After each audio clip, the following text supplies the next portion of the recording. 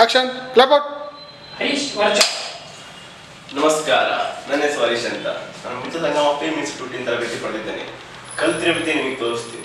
ಇಷ್ಟ ಆದ್ರೆ ಶೇರ್ ಮಾಡಿ.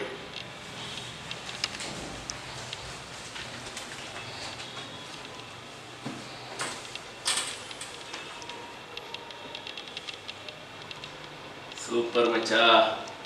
ಈ ದಾದಾನ ಧ್ವನಿ ನಿಮಗೆ ಟಚ್ ಆಗಿರ್ಬೇಕಲ್ವಾ? ಆಗಲೇಬೇಕು.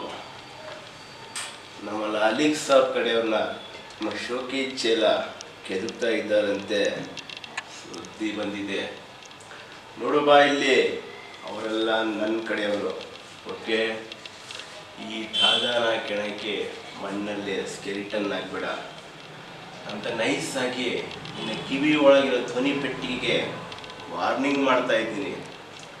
ಈ ನನ್ನ ಧ್ವನಿನ ಅರ್ಥ ಮಾಡಿಕೊಂಡು ನಮ್ಮ ಶೋಕಿ ಚೇಲ ಮತ್ತು ಅವರ ಚೇಲಗಳನ್ನು ನಮ್ಮ ಲಾಲಿಕ್ ಸಾಬ್ ಕಡೆ ತಂಟೆಗೆ ಹೋಗ್ತಿರೋ ಥರ ಮಾಡೋ ಜಾಣ್ಮೆ ನಿಂದಿರಲಿ. ಅರ್ಥ ಆಯ್ತಾ? ಇದು ಫೋನು.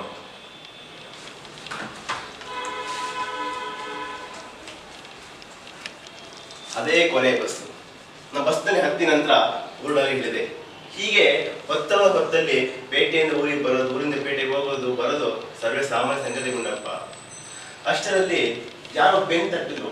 ತಿರುಗಿ ನೋಡಿದ್ರೆ ನಮ್ಮ 95 ವರ್ಷದ ಹಳೆಯ ಕಾಲದ ಮುರಾಜ್ಯ ಗಿಡ ಕೆಮ್ತಾ ಇದ್ದ. ನಾನು ಸ್ವಲ್ಪ ಕೆಮ್ದೆ. ಇಬ್ಬರು ಕೆಮ್ತಾ ಅಲ್ಲಿದ್ದ ಬುಟ್ಟಿ ಅಂತ ಹೋಗಿ ನೋಡಿದ್ರೆ 2 ಮೊಲಗಳಿತ್ತು. ಅದನ್ನ ಅಜ್ಜನಿಗೆ ಕೊಟ್ಟೆ, ಬುಟ್ಟಿ ಕೆಳಗಿಟ್ಟೆ. ಆಗ ನೋಡಿ ಅಜ್ಜನ ಜಾದು ಏನು ಗೊತ್ತಾ, ಆ 2 ಮೊಲಗಳನ್ನ ಕೋಳಿ ಮಾಡಿ ನನ್ನ ಕೈಯಲ್ಲಿಟ್ಟ ರಾಜ್ಯ. ನಮಸ್ಕಾರ.